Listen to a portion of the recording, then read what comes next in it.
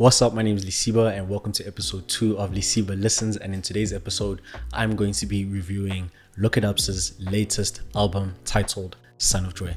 Let's get into it. So, at the first juncture of every single album you listen to, you have to come across the album art or the cover art. And on this one, it has a particularly special meaning, right? So on the cover, you see an elderly gentleman with a baby on his lap. And on top of that is a sort of Basquiat-esque sort of illustration on top of that. Now, what is the significance of the child and the boy? The boy is little Lookatups, and little Lookatups is sitting on his dad's lap, whose name is Joy. Hence the name of the album, Son of Joy. This can be considered a life update of all of the things that Lookatups went through post the loss of his father, and I think that's what makes the album super special. But let's get into it. He opens up the album with Umzamo and Qhusa, which is a very beautiful song.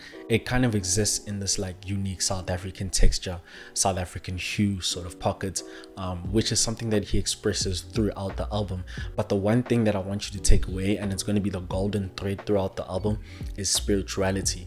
At some point you start hearing chants and claps, those sort of spiritual things. Having spoken to Lookatups himself, he does admit that spirituality is a big part of him as a person, not just an artist, as a human being.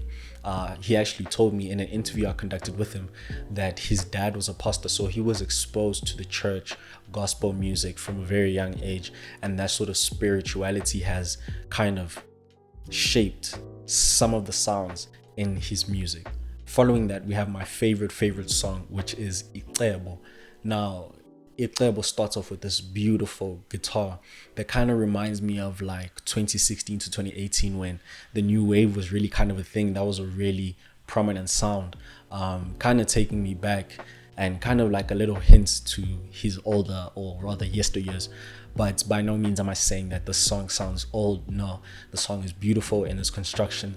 Again, even though he's gone into more of a hip hop bag towards the end, where you hear him start asking for, Icebo, these opportunities, we start hearing claps and chants again, really speaking to the spiritual aspect, which I touched on earlier. But this time it's through a different lens, a more of a hip hop lens, if you will. Following that, we have Uxolo, and again, if we look at Uxolo and Icebo, they kind of sort of asking for the same things in the same songs, but it's done through a different lens. So this time, it's not done through a hip hop lens. It's done through really a African lens. And kind of in listening to the album, I kind of had my own depiction of Lookatups as an artist. He's kind of like, are we still in the 21st century? If we are, a modern 21st century African cultural person.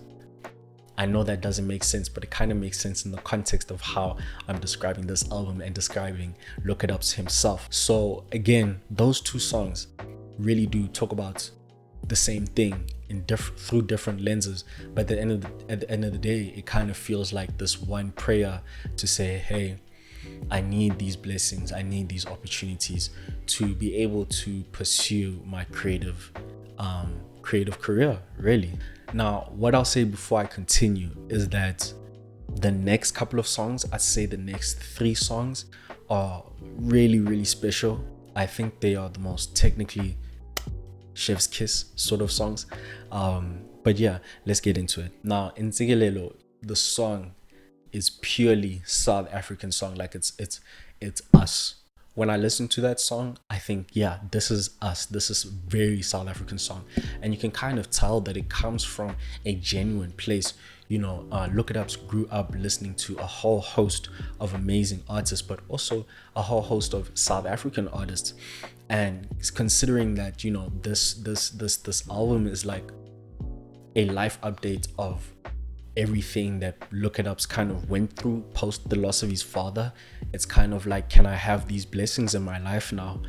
And that's a really beautiful way to look at life and to look at loss in your grieving process, to ask God to give you sort of these blessings that can rain down on you. I think that's a really dope message, but more so in how he delivered it, because I don't think there's a lot of artists of our current generation that can really create a song like that. and give you a song like Icebo or Location. I think that's a pretty unique skill set to have. Following that, we have Emlanjeni. Now, for me, what I took out from this album is the spiritual aspect of it, but it's pretty interesting to hear if we think of it from the point of this song. The album is everything that Lookatups went through post his dad. That means post the loss of his father, he also experienced love, which is crazy. I'm a sort of person, like many other people, who if they go through one bad moment or one huge dark moment, that I kind of paint life with this black paintbrush and nothing beautiful can come out of it. But it's really dope to hear and to see someone expressing this whole range of emotions post the loss of someone important in their life. And it kind of just inspires me to kind of like look at life in a different lens. And I think that's what artists kind of do. They really question our perspective on things. And he really questioned my perspective on life and allowing beautiful things to come into your life, like love. So yeah, that's pretty dope. Then we have Ungalibali, which is the second single of the album, featuring Simulation Raps. Now, look, I think that this song really should have been the lead single for the album, because it really encapsulates everything that Lookatups is trying to do in the album from a sonic perspective. It kind of brings together the two worlds in harmonies. Now, what are the two worlds that I'm talking about? I'm talking about the sort of hip-hop side, the hip-hop bag that Lookatups kind of exists in, as well as that South African texture of sound that I'm really talking about a lot of the time throughout the album. It's really like the middle point between those two sounds, and once you hit that sweet spot, it's very difficult for you to want to listen to anything else, because it's so unique and it speaks intrinsically to people of this generation.